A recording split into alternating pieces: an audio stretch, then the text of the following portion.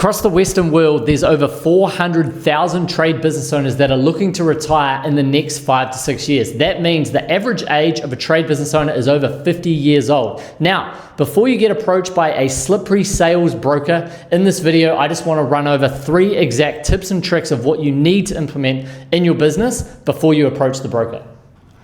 Rightio, so when a potential buyer comes to buy your trade business, they're going to look at a couple of key things. The first thing is, how long is the business going to run if you, the owner, are not in it? Can you take a holiday? Will the business still run? Is it still going to bring in cash? Are the jobs still going to go ahead? Are the clients going to be happy? So firstly, we need to look at your structure for the business, okay? If the business is all built on your relationships, you doing the work, you sending the invoices, and you chasing down the sales, that is a big problem. So we've got to look at how we can implement the owner and take him out of the business respectfully. Now, that is something that's personally happened to me in my quantity surveying business over the last 2 years. And don't get me wrong, it's tough. I know what it's like in the early days. You build this thing up, it's all built on you. You manage the numbers, you manage the guys, you manage the clients, and you've got that strong ego of, if I don't do it, no one else can do it as well as me. Well, guess what? All we need is someone to do it just 70, 80, 85% as well as what you could do, and you can build that up using some basic systems, basic training. So number one, the broker and the potential buyer are going to look at, cool, how well is it built on the owner? If the owner steps away and goes to Croatia for a summer holiday, will the business still run? So that's number one. We want to look at the working structure of the business, how much work the owner's doing, and there's a very high chance if you're still doing more than 40 or 50 hours a week and all the grunt work, the business is going to drastically devalue. Are your numbers clean? So we've got to get these books sorted, okay? A broker, a potential buyer wants to come in and look at, cool, what are the expenses? What's the cost of goods sold? How much is your telephone bill? What's the owner taking in salary? What are the clear expenses? How are we going through the materials? What are the contractor costs? So we've got to ensure that your books are clean. And if we have to spend 20 to 30 hours tidying up all the books, getting the expenses clean, making sure that the invoices are all tidy, and also looking at existing customers and new customers. What's the basis of repeat business versus new business? How are we going through that acquisition model? What is your acquisition model of getting new business? We've got to look at things with your marketing package as well, how inquiries come into the business, and who's managing that sales process. If the owner is the one on the phone on the weekends, late at night, chasing up sales and doing all the grunt work, there's a high chance that a potential buyer is going to step in and be like, hey, sorry, if you're asking $400,000 for this thing, but if you go away, how much is sales going to drop by? Versus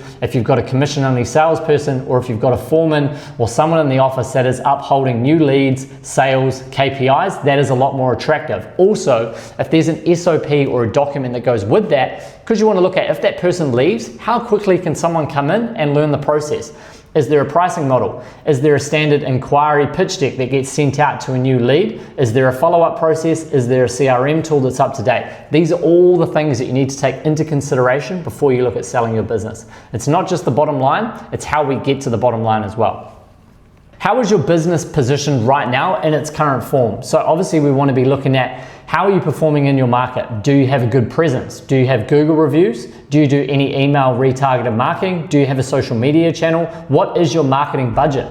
I looked into a business this week that was doing $2.5 million a year in New Zealand, and on average their marketing spend over the course of a year was $3,000. We want to ramp that number up to around about 10%. My QS business, the arm in the UK, we do about £35,000 a month in revenue. We spend anywhere between £4,000 to £6,000 a month. Now we're in a heavy growth phase, and there's another YouTube video linked here, how we've grown 610% this year alone in 5 months. So that's what we focus on purely. What is the new business model, but also how strong is the existing business model? Now, don't get me wrong, every business is different. If you're a high-end architectural builder and you do $1-2 million home a year, it's going to be very unlikely that you're going to get repeat business out of that client. Versus if you're a maintenance roofing business and you work for a property management company, how much business are they giving you all the time?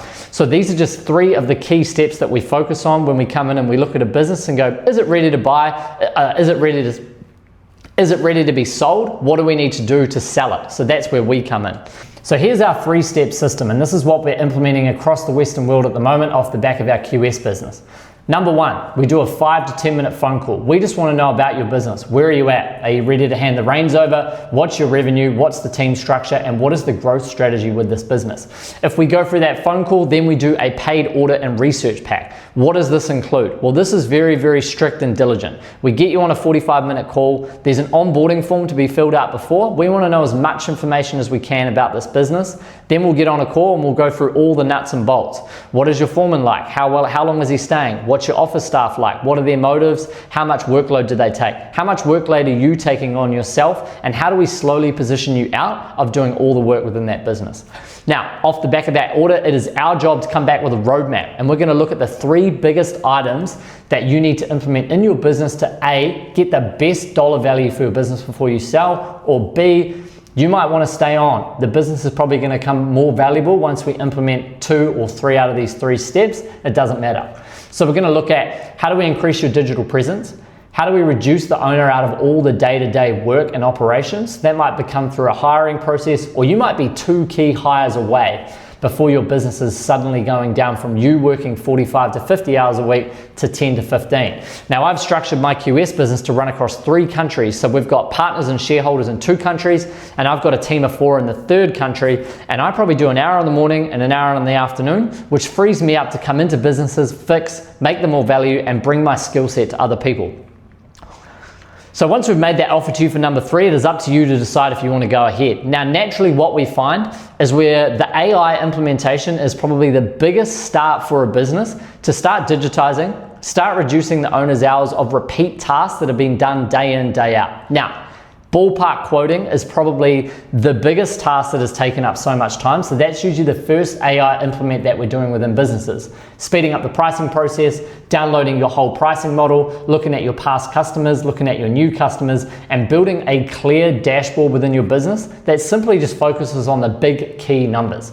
At the end of every week, I've got a few key numbers that I look at. Ad spend, new business, existing business, expenses, income, what's my profit? That's all I look at. And then we look at all the other things as well. Social media posts, engagement, Google reviews, how well are we impressive on SEO, who's our competition, how can we beat them?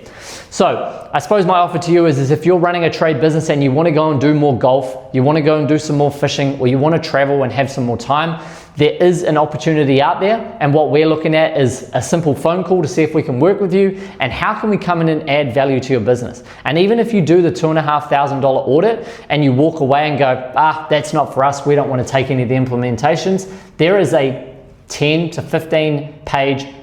So off that audit, you're going to get a direct piece of documentation, which is us using our own AI model, off a recorded call, and all your onboarding notes to look at the 3 biggest levers that you can pull in your business immediately to get an ROI and start making your business worth more money. That's what we do off the paid audit, and then we can look at an implementation model if that's something that you feel like would be suited. We don't like going down the coaching or the consulting road. Our road is literally direct implementation. We come in, we make a change, we fix it, and we do it fast. There's no 6 months of learning, there's no 12 months of implementing. It's literally hire a contractor, get them in, do the job, get them out. It's literally like hiring a plumber or a roofer. Hey mate, you've got 2 weeks, 10 grand, this is what I need you to do, done. There's no coming in and training an apprentice, okay? So if that sounds like you, hit the link below, fill out a Calendly link, expect a call from one of myself or my team. I look forward to hearing from you.